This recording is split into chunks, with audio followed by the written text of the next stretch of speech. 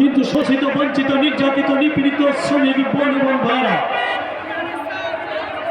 আমি সর্বপ্রথমেই 1886 সালে সেই বীর শহীদদের প্রতি শ্রদ্ধা নিবেদন করে এদেশের শ্রমিক আন্দোলনের লড়াকু সংগঠন, দায়িত্বশীল এবং শ্রেণী সচেতন শ্রমিক শ্রেণীর মুক্তি সংগ্রামের ঐতিহ্যবাহী সংগঠন বাংলাদেশ ট্রেড ইউনিয়ন কেন্দ্রের পক্ষ থেকে সংগ্রামী অভিনন্দন জানাচ্ছি।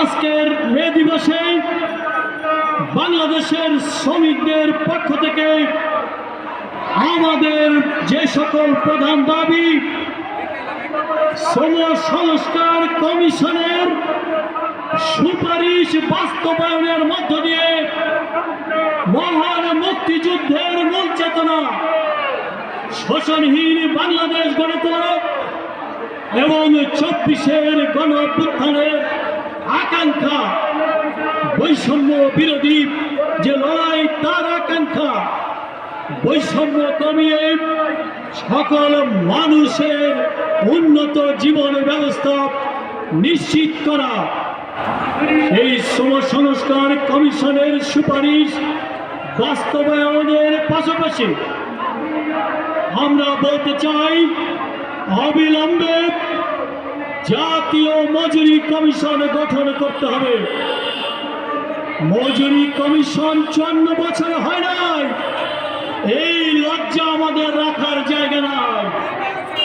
মজুরি কমিশনের অধীনে প্রাতিষ্ঠানিক অপ্রাতিষ্ঠানিক বিভিন্ন খাতে একাধিক বোর্ড করে সকল শ্রমিকদের ন্যায্য মজুরি নিশ্চিত করতে হবে।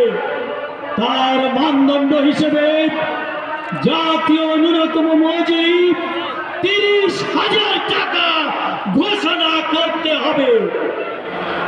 আমাদের কথা পরিষ্কার, আমরা বলতে চাই আপনারা আন্তর্জাতিক শ্রমের কথা বলছেন, কেন আইএলও কনভেনশন 87-98 বাস্তবায়ন হচ্ছে না?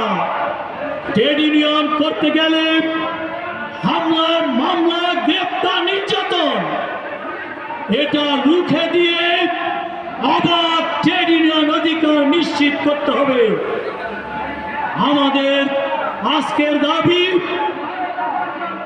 যেটি অতীতের সকল সরকার বলেছে,